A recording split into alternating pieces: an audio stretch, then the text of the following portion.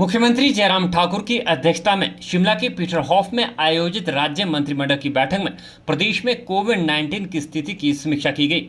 बैठक में 1 जुलाई 2021 से वॉल्वो बसों सहित सभी अंतर्राज्यीय बसों को 50% क्षमता के साथ शुरू करने और 1 जुलाई से ई पास को समाप्त करने का फैसला लिया गया।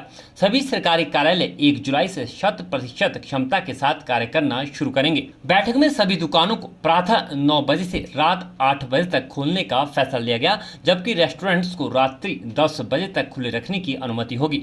इंडोर सामाजिक समारोह में इंडोर क्षमता का 50%, अधिकतम 50 लोग, जबकि खुले में आयोजित होने वाले समारोह में अधिकतम 100 लोगों को शामिल होने की अनुमति होगी। मंत्रिमंडल ने 12वीं कक्षा के थ्योरी अंकों की गणना करने के लिए 10वीं कक्षा के परीक्षा परिणाम को 10%, 11वीं कक्षा के परिणाम को 15% और प्रथम व द्वितीय टर्म एवं प्री बोर्ड परीक्षाओं को 55% का महत्व देने के साथ साथ अंग्रेजी विषय के परिणाम को 5% का महत्व देने और आंतरिक मूल्यांकन को 15% महत्व देने के आधार पर फार्मूला अनुमोदित किया। 12वीं कक्षा के परीक्षा परिणाम जुलाई 2021 के तीसरे माह तक घोषित किए जाएंगे। मंत्रिमंडल ने गर्मियों में बंद होने वाले क्षेत्रों के विद्यालयों में 26 जून से 25 जुलाई तक 1 माह का अवकाश प्रदान करने की अनुमति दी। कुल्लू जिले में 23 जुलाई से 14 अगस्त 2021 तक 23 दिनों का अवकाश होगा। इसके अतिरिक्त लाहौल स्पीति में इस वर्ष 1 जुलाई से 31 जुलाई तक 1 माह का अवकाश रहेगा। सर्दियों में अवकाश वाले विद्यालयों में अध्यापक 1 जुलाई 2021 से पाठशाला में आना शुरू करेंगे, जबकि छात्रों के लिए ऑनलाइन कक्षाएं जारी रहेगी। मंत्रिमंडल ने शिक्षा एवं स्वास्थ्य विभाग को इस प्रकार से योजना तैयार करने के निर्देश दिए हैं कि शिक्षण संस्थानों के अधिकांश शिक्षक व गैर शिक्षक कर्मचारियों का टीकाकरण इस माह के अंत तक हो सके। मंत्रिमंडल ने सोलन जिला के बद्दी में राज्य सतर्कता एवं भ्रष्टाचार निरोधी ब्यूरो का नया पुलिस थाना स्थापित करने और इसमें विभिन्न श्रेणियों के 14 पद सृजित कर उन्हें भरने की मंजूरी प्रदान की। प्रदेश मंत्रिमंडल ने राज्यों के चिकित्सा एवं दंत महाविद्यालयों में स्नातकोत्तर छात्रों, जूनियर रेजिडेंट, ट्यूटर, स्पेशलिस्ट और डीएम MCH छात्रों का स्टाइपेंड 5,000 रुपये प्रति माह बढ़ाने का फैसला लिया। मुख्यमंत्री की बजट घोषणा के अनुरूप शिक्षा विभाग के खिलाड़ियों का पोषाहार भत्ता दोगुना करने का फैसला लिया गया।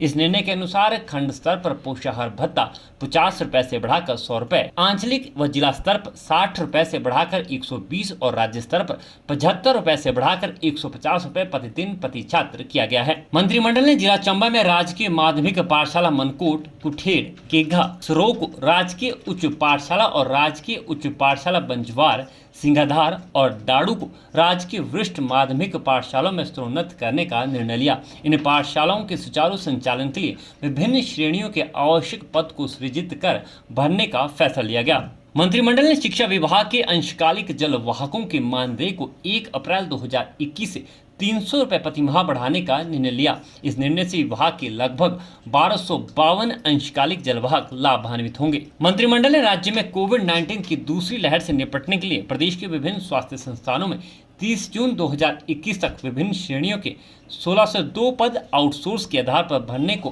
कार्योत्तर अनुमति देने के लिए सहमति प्रदान की। बैठक में कोविड महामारी की संभावित तीसरी लहर के दृष्टिगत इन कर्मचारियों को 30 सितंबर 2021 तक सेवा विस्तार प्रदान करने का फैसला लिया गया।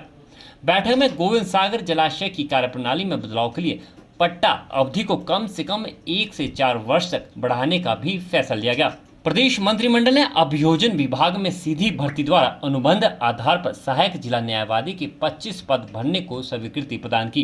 बैठक में जिला किन्नौर की कल्पा में नए खोले गए उप कारागार के लिए विभिन्न श्रेणियों के 30 पद सृजित कर भरने को स्वीकृति प्रदान की गई।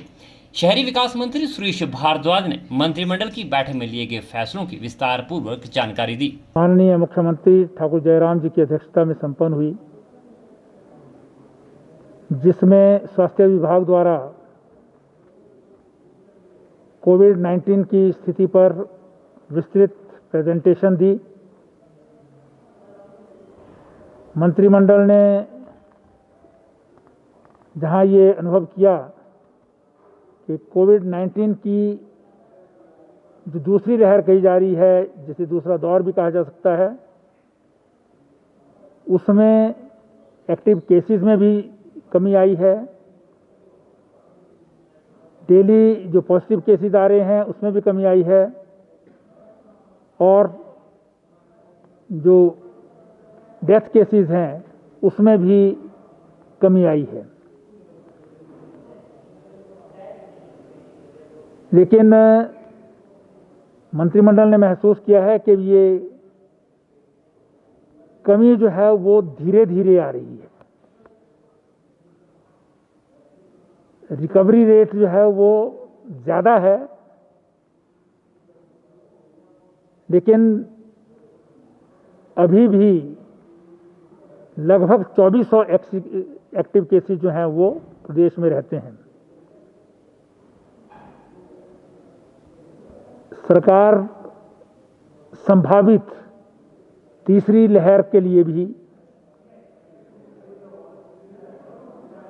पूरी शिद्दत के साथ जो है वो तैयारी कर रही है।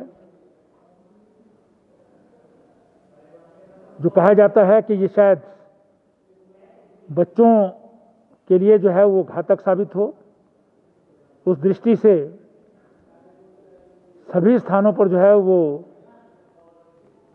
बच्चों के लिए वार्ड्स, ऑक्सीजन के सहित जो है वेंटिलेटर्स इत्यादि की व्यवस्थाएं जो है वो अभी से तैयारी के रूप में जो है वो की जा रही हैं। इसी बात को ध्यान में रखते हुए कुछ निर्णय भी मंत्रिमंडल ने लिए हैं।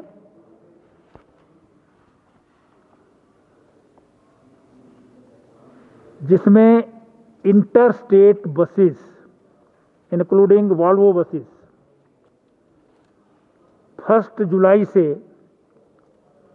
50% कैपेसिटी पर चलनी प्रारंभ हो जाएंगी, 1 जुलाई ऑनवर्ड्स।